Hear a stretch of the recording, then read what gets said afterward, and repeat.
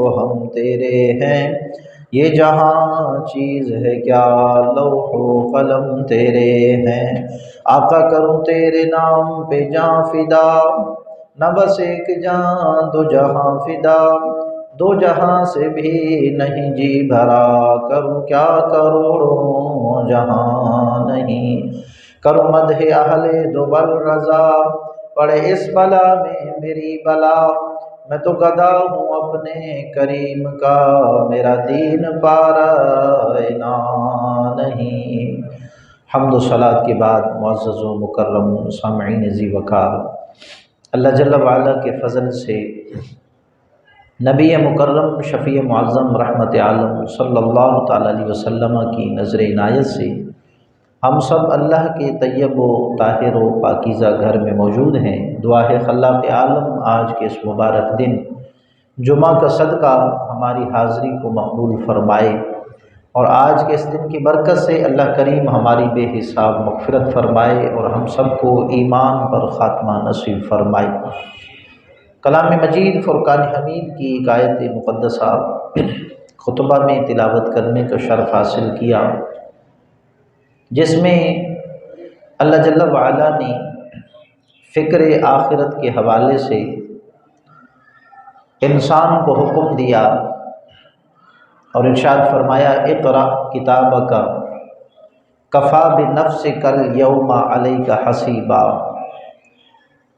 کہ اللہ فرمائے گا، منظر اس سے پہلی آیت میں بھی بیان ہوا، وَأَلْزَمْنَاهُ طَائِرَهُ فِي عُنُقِهِ، فرمایا کہ ہم ہر بندے کا اعمال نامہ اس کی گردن میں لٹکا دیں گے، جس طرح فی زمانہ گردن میں گلے میں ہم کپڑا ڈالتے ہیں یا کوئی ہار ڈالتے ہیں تو ہر بندے کو وہ نظر آ رہا ہوتا ہے کہ اس نے گلے میں کیا ڈال رکھا ہے۔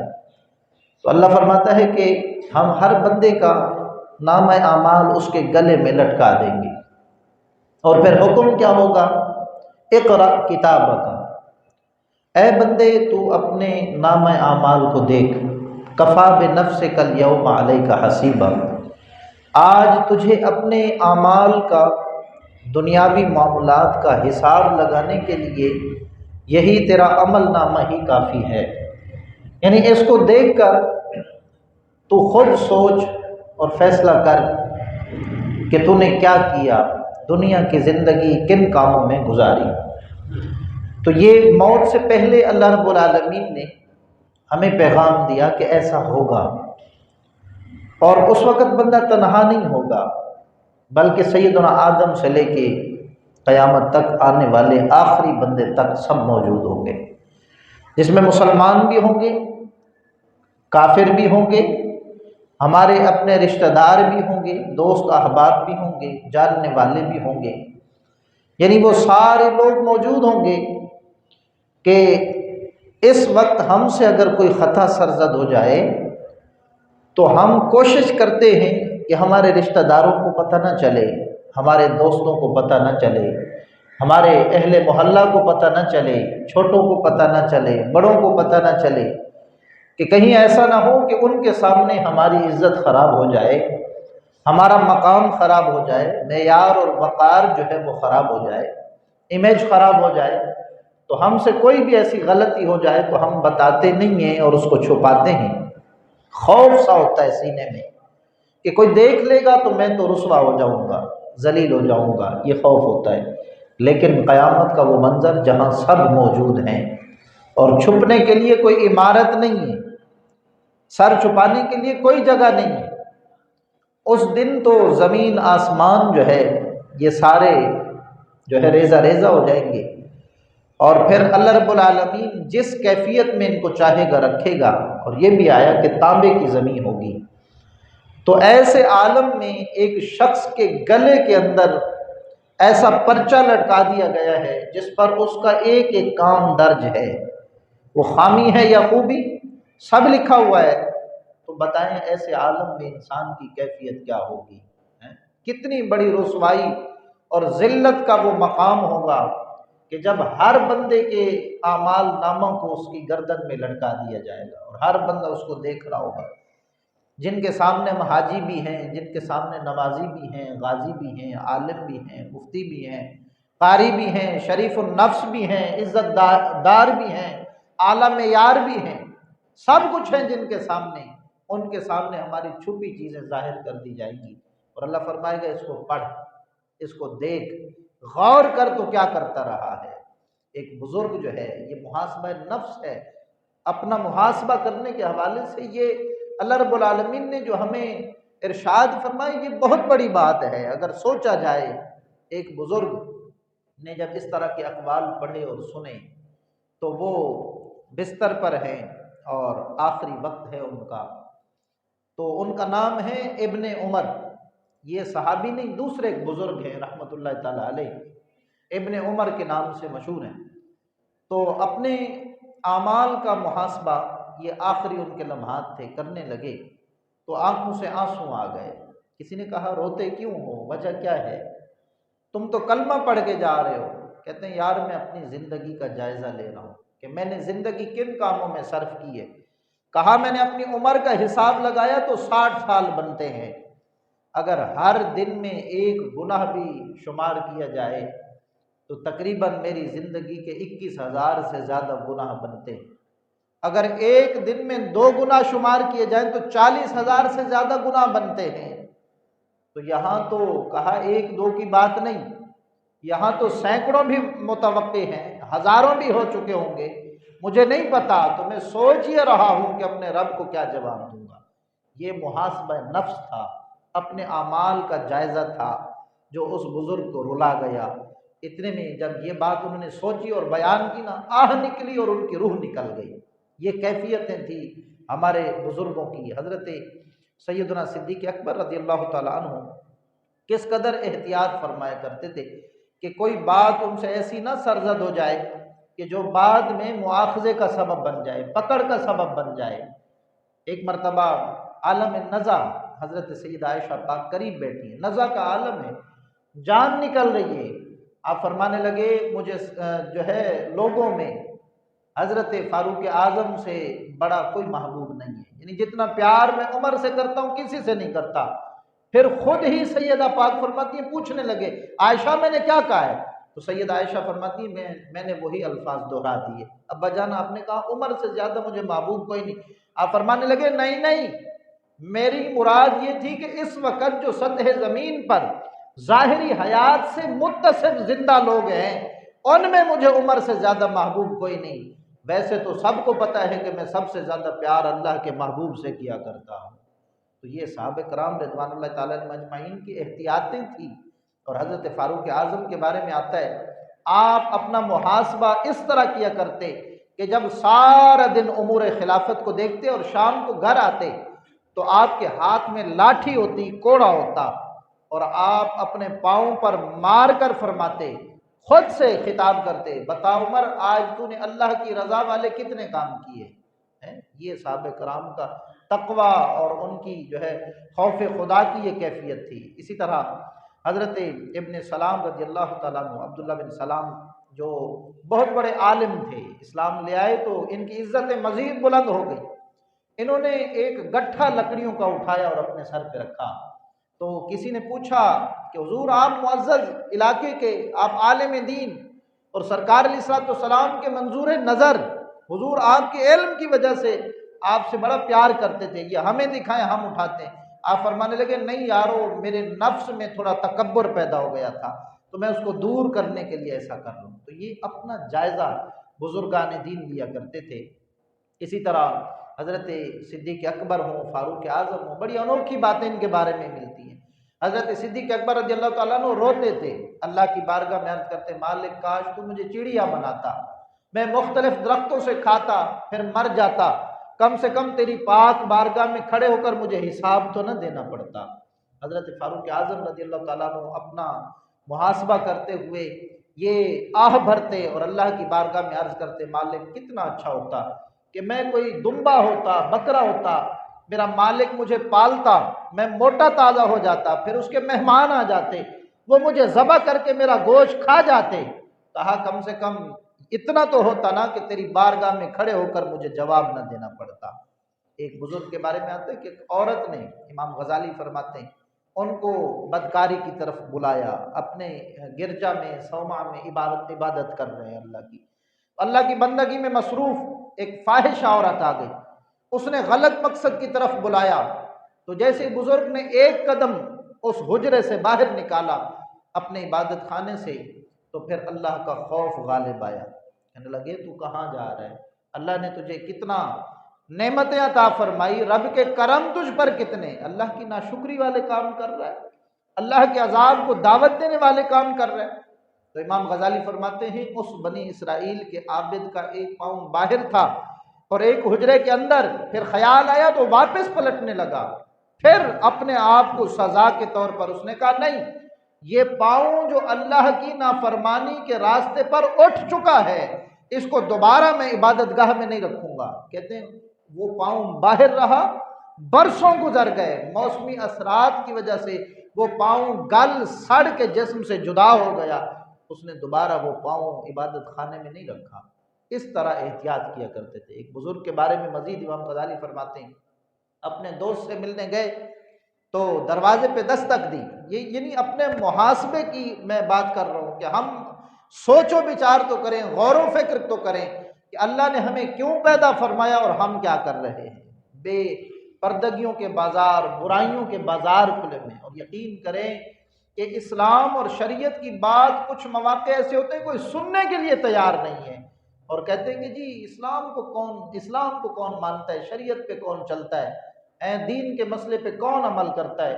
یعنی کہ کفر پر عمل کرنا آسان لگتا ہے لوگوں کو، یعنی دو ہی چیزیں نا دنیا کے اندر، یا اسلام ہے یا کفر ہے۔ تو لوگ کہتے ہیں کہ جی اسلام کی کون مانتا ہے، شریعت پر کون چلتا ہے۔ تو بھئی شریعت پر نہیں چلتے تو پھر کس پر چلنے پر راضی ہو آپ؟ شریعت کے علاوہ، اسلام کے علاوہ تو کوئی دوسرا آپشن ہے ہی نہیں کفر کے سوا، پھر کفر ہے تو کفر پر چلنا آسان ہو گیا، اسلام پر چلنا۔ اور پھر دیکھیں بات کتنی بڑی ہے کہ آقا کریم صلی اللہ تعالی علیہ وسلم کیا ہمیں اس قدر مشکل دین دے کر گئے ہیں کہ جس پر چلنا ہی ممکن نہیں ہے، یا چلنا آسان نہیں، مشکل ہے چلنا۔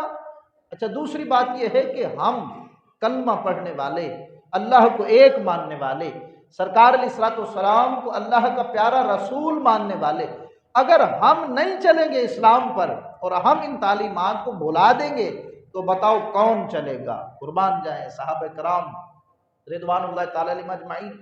حضرت سعد رضی اللہ تعالیٰ عنہ سرکار کے پیارے صحابی اور یہ عشرہ مبشرہ میں سے ہیں، فرماتے ہیں جب غزوہ احزاب ہوا نا، غزوہ خندق، تو فرماتے ہیں شدت کی سردی پڑ رہی تھی اور باہر نکلنا ممکن نہیں تھا ایک عام آدمی کے لیے۔ آقا کریم صلی اللہ تعالی علیہ وسلم نے لشکر کو جمع فرمایا، رات کی گھڑیاں ہیں، سخت سردی ہے، شدت کی سردی پڑ رہی ہے۔ سرکار علیہ السلام نے بیان فرمایا کہ کون ہے جو اس وقت کافروں کے لشکر کا جائزہ لے کر مجھے خبر دے۔ تو ایسے موقع پہ حضرت سعد فرماتے ہیں کسی کو ہمت نہ ہوئی، ایک تو سردی ہے اور دوسرا کام اتنا مشکل ہے کہ کافروں کا تقریباً 10,000 کا لشکر ہے اور ادھر 2,000 سے زیادہ کچھ صحابہ موجود ہیں، اور پہاڑ کے اس پار جا کے جائزہ لینا ہے کہ کافر کیا کر رہے ہیں۔ حضرت سعد فرماتے ہیں کسی کو ہمت نہ ہوئی۔ سرکار نے پھر پوچھا ہے کوئی جو جا کر لشکر کی خبر لے کر آئے کہ ان کی تیاری کیا ہے، نظام کیا ہے، ان کے پاس جنگی ساز و سامان کیا ہے؟ فرماتے ہیں 2 بار سرکار نے پوچھا، تیسری بار کہنے لگے اے سعد کھڑے ہو جاؤ، جاؤ لشکر کا پتہ کر کے آؤ کہ ان کی کیا تیاریاں ہیں۔ تو حضرت سعد فرماتے ہیں کہ جب میں جانے لگا، سرکار علیہ السلام نے بیان فرمایا کوئی ایسا کام نہ کرنا کہ ہم مشکل میں پڑ جائیں۔ فرماتے ہیں رات کی سردی کا عالم تھا، میں عرض کیا کر رہا ہوں کہ کوئی شریعت پر چلے تو صحیح، اللہ کی مدد کیسی آتی ہے؟ حضرت سعد فرماتے ہیں حکم مصطفیٰ صلی اللہ علیہ وسلم تھا اور یہ جان ہتھیلی پر رکھ کے یہ کام کرنا تھا، ٹارگٹ اتنا مشکل تھا۔ فرماتے ہیں جب میں چلا نا میرے دل میں سردی کا خوف پیدا ہوا کہ سردی ہے، لیکن دوسری طرف یہ خیال آیا کہ میں مصطفیٰ کریم جان رحمت کے حکم پر جا رہا ہوں۔ کہیے سبحان اللہ۔ تو آگے کیفیت دیکھیں، حضرت سعد رضی اللہ تعالیٰ عنہ بیان فرماتے ہیں جب میں چلا نا، فرماتے مجھے اس طرح اللہ کی عزت کی قسم اس طرح محسوس ہو رہا تھا جیسے میں گرم پانی کے اندر ڈبکیاں لگاتا ہوا جا رہا۔ کہیے سبحان اللہ۔ فرماتے میں گیا، شدت کی سردی اور ان کو گرمی محسوس ہونے لگی۔ فرماتے آگے گیا، میں نے دیکھا ابو سفیان جو ہے اتنی سردی اور اس کے اتنے اہتمام بچاؤ کے باوجود، سردی کا عالم دیکھیں، کہتے ہیں ابو سفیان جو ہے وہ اپنی پیٹھ آگ کی طرف کر کے اس کو سیک رہا تھا، گرمی حاصل کر رہا تھا۔ کہتے میں نے تیر سیدھا کیا، پھر حضور کی بات یاد آ گئی، نہیں مصطفیٰ جان رحمت نے منع فرمایا تھا کوئی کام ایسا نہیں کرنا کہ ہمیں مشکل میں ڈال دو۔ کہتے میں واپس آیا سارا جائزہ لے کے سرکار علیہ الصلوۃ والسلام کو بات بتانے کے لیے۔ فرماتے ہیں جب میں واپس بھی آ رہا تھا مجھے ایسے پتہ چل رہا تھا میں گرم حمام میں، گرم پانی میں ڈبکیاں لگاتا جا رہا، یعنی سردی کا کوئی اثر جسم پر محسوس نہیں ہو رہا تھا۔ فرماتے میں آیا اور حضور علیہ الصلوۃ والسلام کو میں نے بات بتائی، جیسے ہی میرا مشن ختم ہوا نا، فرماتے ہیں مجھے سردی نے جکڑ لیا اور میرے ہاتھ پاؤں ایسے کانپنے لگے، پہلے کچھ محسوس نہیں ہو رہا تھا۔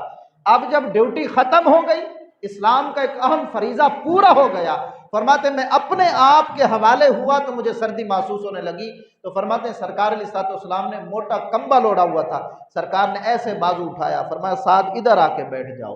اب دیکھیں ڈیوٹی سر انجام دے کر آئے، حضور محبوب کتنا رکھتے ہیں ایسے بندے کو جو شریعت پر چلتا ہے۔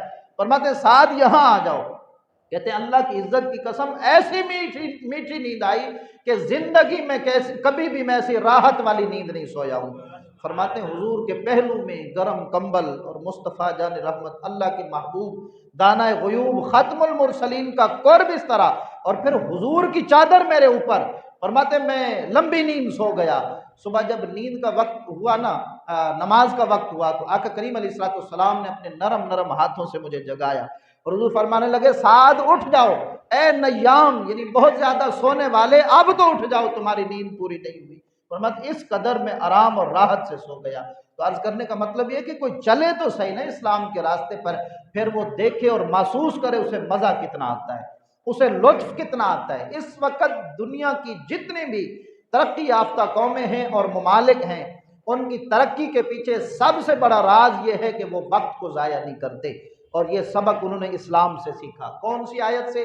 اللہ فرماتے ان الصلاۃ کانت علی المؤمنین کتابا موقوتا، فرمایا نماز ہر مومن پر اس کے مقررہ وقت میں فرض کر دی گئی، اور جو بندہ 5 وقت کا نمازی ہے وہ زمانے کے سینکڑوں کام اضافی کر لیتا ہے جو بے نمازی نہیں کر سکتا، سستی میں پڑا رہتا ہے۔ اور اسی طرح ایک بزرگ حضرت جنید بغدادی رضی اللہ تعالیٰ عنہ آپ بتاتے ہیں، فرماتے ہیں کہ ایک بزرگ پر کو غسل کی حاجت ہوئی تو دل میں خیال آیا کہ ابھی غسل کر لیتا ہوں تاکہ نیند جو ہے پاکی کی حالت میں آئے، پھر سستی غالب آ گئی کہ نہیں صبح آرام سے حمام میں جاؤں گا اور جا کر نہاؤں گا، کیا ضرورت ہے مجھے کہ میں ٹھنڈے پانی سے نہاؤں۔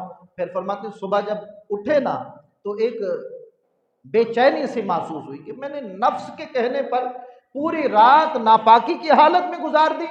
فرماتے ہیں کہ اس بزرگ نے اپنے آپ سے وعدہ کیا کہ میں اپنے نفس کو سزا دوں گا کہ میں ٹھنڈے پانی سے غسل کروں گا اور کپڑوں سمیت غسل کروں گا، اور کپڑے سخت سردی میں میرے جسم پر سوکھ جائیں گے، میں اتاروں گا نہیں جب تک آخری قطرہ پانی کا نہ خشک ہو جائے۔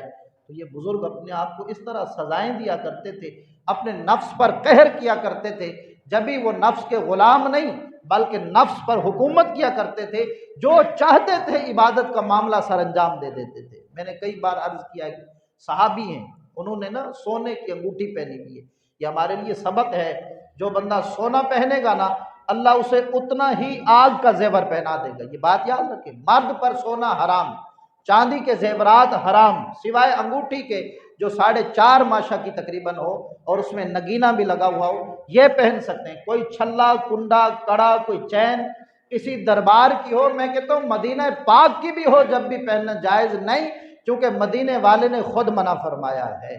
تو ایک صحابی نے انگوٹھی پہنی ہوئی، سونے کی انگوٹھی ہے، دوسرے صحابی کی نظر پڑی۔ اب دیکھیں کتنا صحابہ کرام احتیاط کیا کرتے تھے شریعت کے معاملے میں، جب انہیں پتہ چل جاتا تھا کہ یہ عمل اللہ کو ناراض کر دے گا، رسول اللہ کو ناراض کر دے گا۔ صحابہ کا جذبہ کیا تھا شریعت پر عمل کرنے کا۔ سونے کی انگوٹھی دوسرے صحابی نے دیکھی، کہا اللہ کے بندے تم نے سونا پہنا ہوا ہے، تمہیں نہیں پتا آمنہ کے لال نے منع کیا ہے، امام الانبیاء نے منع کیا ہے، حضور ناراض ہو جائیں گے، سونا پہنا ہوا ہے۔ تو فرماتے ہیں کہ صحابی نے وہ انگوٹھی اتاری اور اتار کے پھینک دی۔ تو جو منع کرنے والے تھے انہوں نے کہا اس کو اٹھا لو، سنیار کو دے دو، پیسے لے لو، اپنے کام میں لینا۔ کہنا نہیں، میں نے حضور علیہ السلام کے منع کردہ کام کو کیا ہے، اب میں اس سونے کو دیکھنا بھی گوارا نہیں کرتا۔ اس قدر ان کی طبیعتیں اور مزاج تھا کہ جیسا مصطفیٰ چاہتے ہیں ہم ویسا ہی کریں گے انشاءاللہ۔ ایک چچا جو ہے اپنے بھتیجے کو منع کرتا ہے، ابن ماجہ شریف کے شروع کے صفحات میں یہ حدیثیں موجود ہیں۔ چچا منع کرتا ہے بھتیجے کو، کہتا ہے کہ یہ جو کنکریاں پھینک رہے ہو نا یہ نہ پھینکو، اس سے کسی کی آنکھ بھی نکل سکتی ہے، زخم بھی آ سکتا ہے، تمہیں تو کوئی فائدہ نہیں ہوگا، دوسرے کا نقصان ہوگا۔ اور حضور علیہ السلام نے منع کیا ہے خواہ مخواہ راستے میں کنکریاں پھینکتے رہنے سے، کسی کو لگ سکتی ہے، اذیت کا باعث بن سکتا ہے۔ تو اس پر جو ہے وہ بھتیجا نہ مانا۔ اب چچا نے قسم اٹھائی، کہا اللہ کی عزت کی قسم میں کبھی بھی تجھ سے بات نہیں کروں گا، اس لیے کہ میں نے تیرے سامنے حدیث رکھی ہے، جب بھی تو اپنے کام سے باز نہیں آیا۔ یعنی صحابہ کرام نے ایک مزاج بنا لیا تھا، ایک معیار بنا لیا تھا کہ محبت اس سے کرنی ہے، بات اس سے کرنی ہے جس سے مصطفیٰ جان رحمت راضی ہوں گے، جو رسول اللہ کی حدیثوں کو مانتا ہوگا، جو قرآن کو مانتا ہوگا، جو اسلام کو مانتا ہوگا، جو شریعت کو مانتا ہوگا۔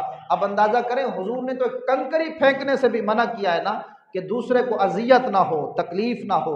آج ہم اپنے معمولات دیکھیں، غمی کے موقع پر دیکھیں، شادی کے موقع پر دیکھیں، ایک گھر میں شادی ہوتی ہے تو ارد گرد کے 4-6 گھر پریشان ہوتے ہیں، ہمیں نہیں خبر ہوتی کہ پڑوس میں کتنا تکلیف ہے، کتنا غم ہے، دکھ ہے، کرب ہے، پریشانیاں ہیں۔ اپنی مستی میں مست جو ہے خود خوش ہو رہے ہیں، لیکن اوروں کا چین سکون تباہ کر رہے ہیں۔ میرے کریم آقا نے فرمایا کہ کسی کا معیار ایمان جاننا ہو نا کہ کون کتنا بڑا مومن ہے، تو جا کر اس کے پڑوسیوں سے پوچھو، اگر اس کے پڑوسی اس پر راضی ہیں تو سمجھ لو کہ اللہ نے اسے کامل ایمان کی دولت عطا فرما دی۔ اگر پڑوسی راضی نہیں ہیں، ہمارے ہاں جاتے جاتے ایک آنکھوں دیکھا معاملہ میں عرض کروں کہ سراب گوڈ ایک مارکیٹ میں ہم بیٹھے ہوئے تھے، تو درزی کی دکان میں ہم بیٹھے تھے کپڑے سلائی کے لیے دینے، تو بلڈنگ تھی سامنے، وہاں گھر رہائش تھی، لوگ رہتے تھے، تو وہاں سے کسی نے گندے سالن کا شاپر پھینکا۔ اب یہ دیکھیں کہ ہم خیال نہیں کرتے کہ اس سے نقصان کیا ہوگا، بس یہ کہ ہمارے گھر سے گندگی دور ہو جائے، ہمارے نامہ اعمال میں کتنے بڑے گناہ لکھے جا رہے ہیں، تو اس پر ہم غور نہیں کرتے۔ کسی نے شاپر پھینکا، درزی بیچارہ کٹنگ کے لیے سوٹ رکھ کے کھڑا تھا، اس کے اوپر آ کے گرا، اس کے کپڑے گندے، ہمارے کپڑے گندے، کچھ اور بہت سارے کپڑے قریب قریب رکھے ہوئے گندے ہو گئے، اور وہ سوٹ جو ہے وہ دھلنے اور سلنے کے قابل بھی نہیں رہا۔ تو یہ کیفیتیں ہوتی ہیں جو اوپر کی منزل میں رہتے ہیں، وہ خواہ مخواہ جو ہے گھر کی صفائی کے لیے پانی چھوڑ دیں گے، آتے جاتے بندے کو تکلیف ہوگی، گھر کے سامنے کیچڑ ہے، کسی کو کوئی پرواہ نہیں ہے، اور اسی طرح کچرا اوپر سے پھینکیں گے، بچوں کے پیمپر گندگی۔ اب جانے والا ہو سکتا ہے نماز پڑھنے جا رہا ہو، اس کے کپڑے خراب ہو سکتے ہیں، کوئی بندہ شادی میں جا رہا ہو، اس کے کپڑے خراب ہو سکتے ہیں۔ کتنا دکھ ہوتا ہے جب آپ تیار ہوں نماز کے لیے، کسی دعوت میں جانے کے لیے، شادی میں جانے کے لیے، اور آپ فل تیاری کے بعد جو ہے آپ کے کپڑے کو گندے کر دے، تو یہ قابل معافی بات نہیں رہتی۔ وہ اولیاء اللہ کا مزاج تھا کہ ایک شخص نہا دھو کے باہر نکلا حمام سے تو کسی نے کچرا پھینکا، سر بھی میلا ہو گیا، کپڑے بھی میلے ہو گئے، اس نے اللہ کا شکر ادا کیا کہ مالک تیرا شکر ہے کہ یہ دنیا کا کچرا میرے اوپر آیا ہے اور کپڑے گندے ہوئے ہیں، تیرے عذاب کی بارش تو مجھ پر نازل نہیں ہوئی، تو نے مجھے عذاب کی بارش سے بچا لیا۔ لیکن ہر بندے کا یہ مزاج نہیں ہوتا۔ آج کل جو ہے ہم بڑی بڑی باتیں کرتے ہیں، نمازیں بھی پڑھتے ہیں، روزے بھی رکھتے ہیں، لیکن باہمی جو حقوق ہے ہم ان کا خیال نہیں کرتے۔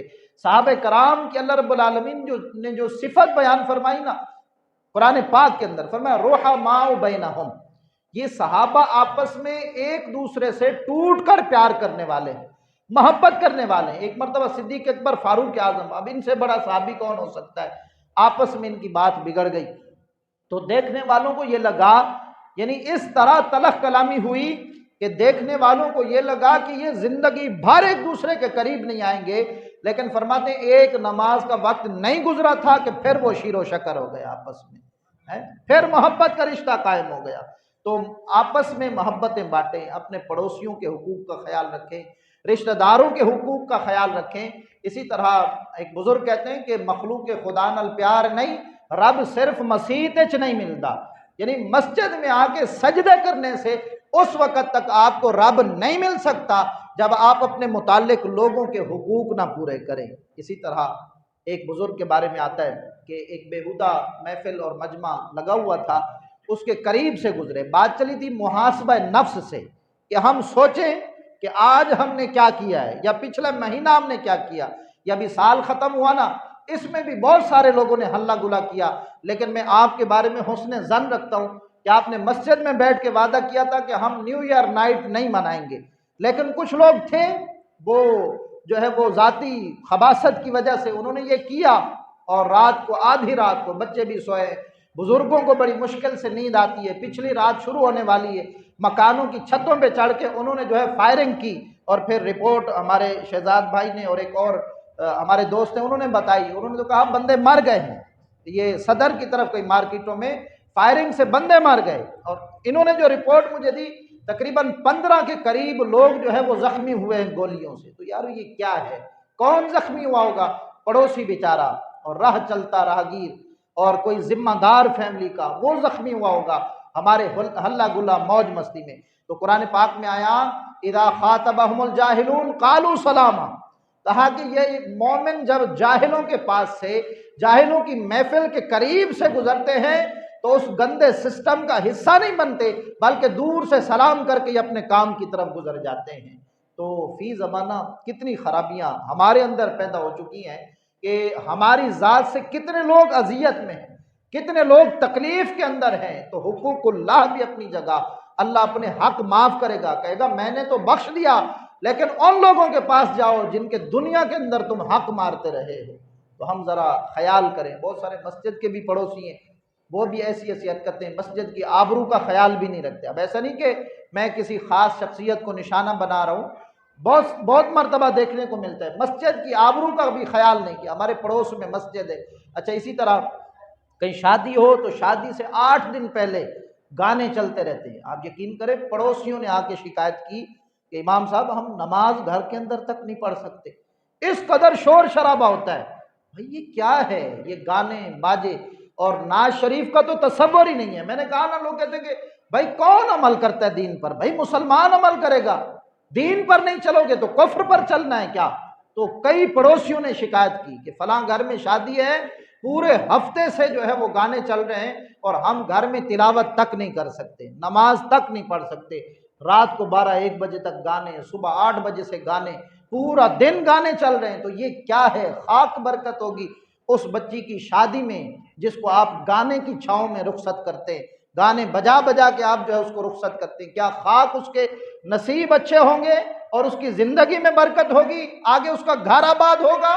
جس شادی حال میں بھی گانے بج رہے ہیں، جس نکاح کے دوران بھی گانے ہیں، اور ہمارے یہاں تماشا لگا ہوتا ہے۔ میں گاؤں دیہات میں جاتا ہوں نا، وہاں پہلے مزاج تھا، اب تو اللہ کے فضل سے جس شادی میں جانا ہوتا ہے تو محفل میلاد ہوتی ہے۔ پہلے کیا مزاج تھا، آ جاؤ جی فنکشن شروع کرنا ہے، دعا کراؤ دعا کراؤ۔ میں نے ڈانٹ دیا اپنی برادری کے لوگوں کو، میں نے کہا حیا نہیں آتی، شرم نہیں آتی تم لوگوں کو؟ تم دعا کرانے کے بعد ڈھول بجانا شروع کر دیتے ہو، ناچنا شروع کر دیتے ہو۔ یارو یہ کیا ہے؟ اسلام تو نہیں، شریعت تو نہیں ہے، اپنے ہاتھوں سے اپنی اولاد کی اگلی زندگی کے راستے میں کانٹے بچھانے والی بات ہے۔ دعا کے بعد فنکشن ہو رہا ہے، فاحشہ اور طوائفیں جو ہے وہ ناچ رہی ہیں، تو لہذا مزاج کو بدلیں۔ شریعت اتنی مشکل نہیں جتنی آپ نے سمجھ لیا۔ ہاں ایک بات ضرور ہے کہ ہم شریعت سے اتنا دور جا چکے ہیں کہ اب ہمیں بہت مشکل لگتا ہے کہ ہم کیسے اسلامی شادی کریں، کیسے ہم اسلامی طریقے سے اپنی رسومات کو آگے بڑھائیں، یہ ہمارے لیے بہت مشکل ہو چکا ہے۔ اور بہت سارے لوگ کہتے ہیں ہم نے پہلے تو نہیں سنا تھا، ابھی آپ کہہ رہے ہیں پہلے تو ہم۔ اللہ کے بندے تو نے وقت کب نکالا ہے؟ تو نے اپنے 1 مہینے سے 3 دن کبھی نکالے کہ میں کسی تبلیغی قافلے کے ساتھ چلا جاؤں، دین سیکھ کے آ جاؤں؟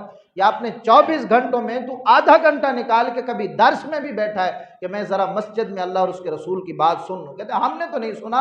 اللہ کے بندے سننے کا مزاج بناؤ گے اور وقت نکالو گے نا تو کچھ سننے کو ملے گا۔ یہاں کتابیں تو صدیاں گزر گئی، ہر مسئلے کا حل کتابوں میں موجود ہے، لیکن آپ کے پاس وقت نہیں ہے۔ لہٰذا وقت نکالیں اور روش بدلیں، طریقہ بدلیں، ورنہ ممکن ہے کہ خاتمہ ایمان پر بھی نصیب نہ ہو۔ اللہ تعالی ہم سب کے ایمانوں کی حفاظت فرمائے۔ جو کچھ کہا سنا اللہ یاد رکھ کے